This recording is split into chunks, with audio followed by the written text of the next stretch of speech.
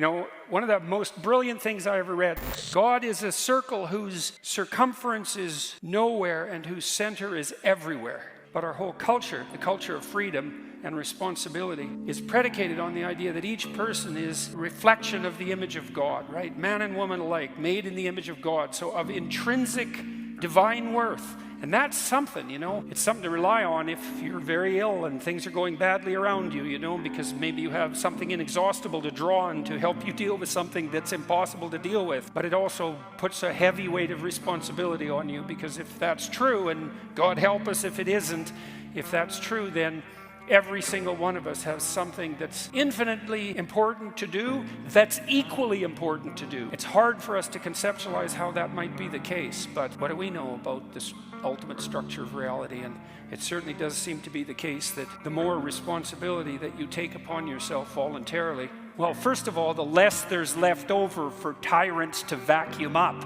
And that's worth thinking. That's also the richer and deeper your life becomes, and there's no real end to that as far as I can tell. And you really need to know that, you know, when the floods are coming and the catastrophe is looming and the tyrants are knocking at your door, you know, you want to have something on your side, and the responsibility that you've taken in your life to fortify yourself and to make of yourself and your family what it could be, and to strengthen your network of friendships, and to organize your community and serve it, all that, you have that at hand when all hell might otherwise break loose. And I do believe, and I learned this after the Second World War, particularly after we developed the hydrogen bomb, that most of what would threaten us in the future wouldn't be external crises, even of the environmental kind, let's say. What would threaten us would be our own inadequacy and insanity in the face of the dreadful technology that we had brought about. That if you have, the larger your toys, the more put together you better be to play with them.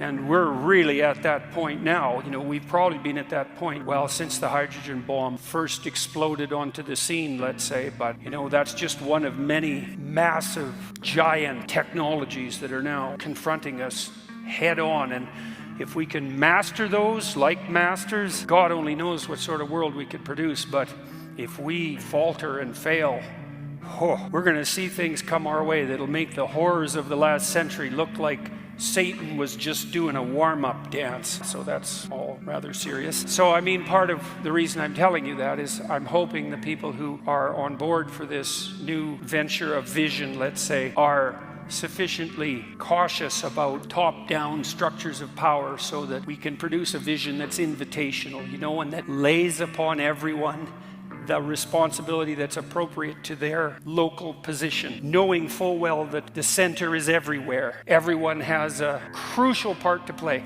You could think about it this way, I suppose, and you know this if you have children. I think children reveal this to you in a way that no one else can. You know that the people that you deeply love, you know that there's something spectacular and unique about them. There's never going to be a person like that again. There never was someone like that ever. The whole universe had to conspire for 14 billion years to produce that person. So improbable. And they bring together a plurality into a unity that is unique, really. And that unique unity has something to reveal into the world that the world will be lesser without. And you know that because when you have children and they don't do, and they aren't revealing their best, it hurts you because you know that it's so necessary for them and perhaps for everyone else that they do that. And you can see that. And you see that in the people that you love the most. And why would it not be that those are the people that you see most clearly? And so why wouldn't it be that that's the most real thing that you see? And